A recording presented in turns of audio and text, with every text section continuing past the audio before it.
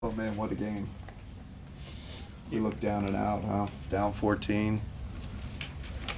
Coach, just thinking about what Donovan is able to do, obviously 5 points. Did he miss a shot in the fourth quarter? Nope. Didn't miss a shot. What I like, he got everything in transition, right? It wasn't like static, he got it in flow, he was unbelievable.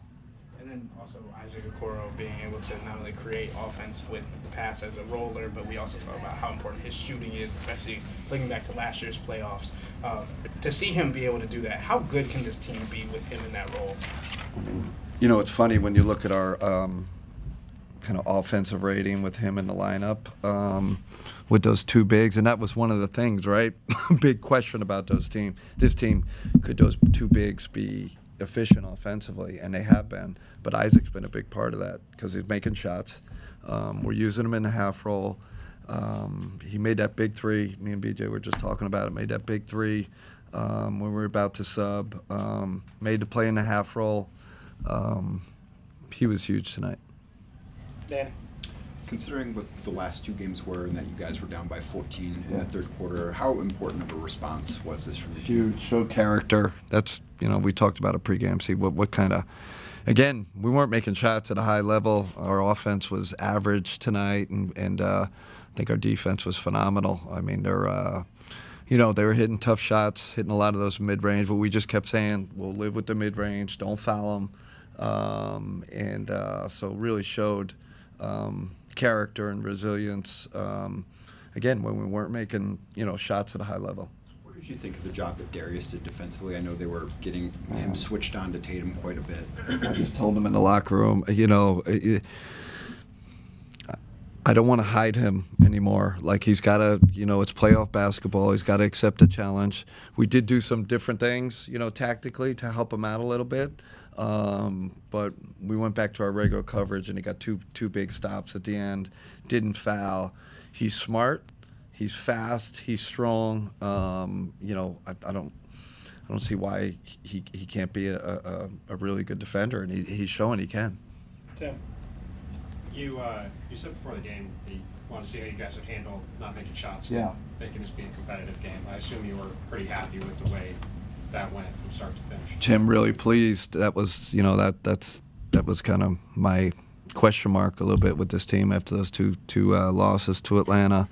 And it looked like we were down and out that third quarter. They were rolling. The crowd, was kind of down. We're all kind of down. And again, I felt like our defense kept us afloat. Like, our defense was good. And then Donovan goes on that, crazy run in the fourth, and it's kind of like him and Tatum just dueling, which is great for the crowd, great for the NBA. We're lucky, to come out on top. And he obviously struggled a bit. Yeah. Friday, personally, struggled in the first half. What does it say about him to be able to turn it up like he Yeah. did down the stretch and pull this one out for you? Him and Evan, Darius was the only one that really played well that first half, and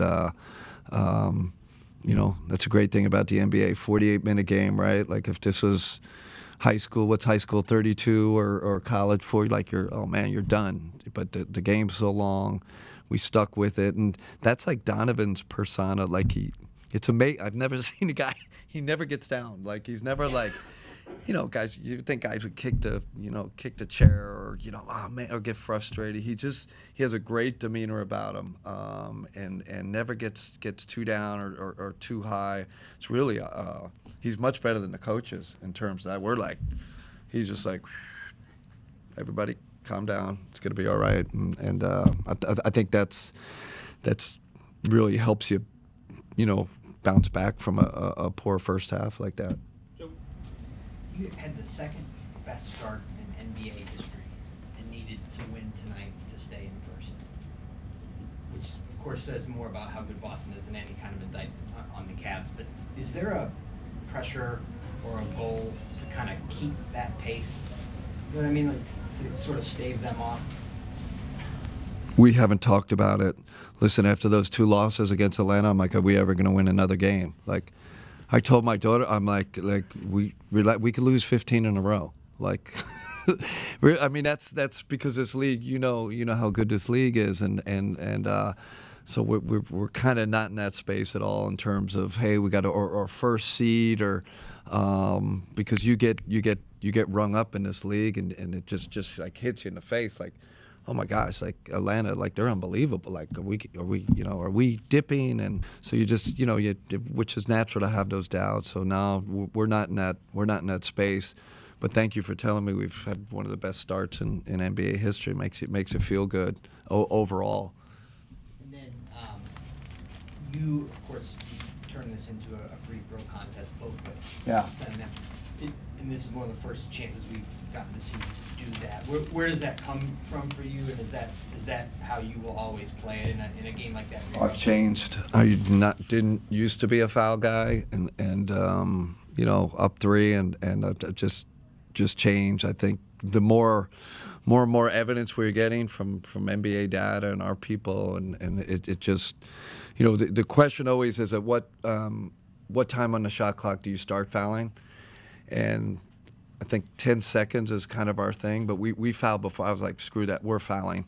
Like, we're not. I don't want to see Payton Pritchard come down and shoot a step back three. You just feel it, like, and then we fouled. We let him bring it up a little, fouled near half court, all that. So we do one special situation a day. It's kind of our kind of thing. So we either show it, show it on video, or we you do something on the court.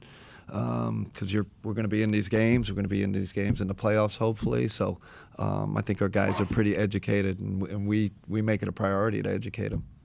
Tom, on your list of inbounds options, where is throw it up high to George and let him? Man, that was, yeah. It's so funny. It's like, oh, yeah, great execution at the end of the game. That was garbage. Like, no one was open. So I'd say the other ones were really well executed, that one. But I will give ourselves credit for because getting putting George in the game, right? So we get, I think we got J.A. out, put George in, better free throw shooter, and George is smart. He's going to find a way. But I don't think Evan made a bad pass, either, like a bad read, because I don't think anybody else was open. They did a great job guarding it. Did you expect Payton to miss that one there with 5 to go? Yes, we were ready for that. We were ready. We thought he was going to miss. We were telling our guys, we put our best rebounders in there. We were expecting a purposeful miss. Chris?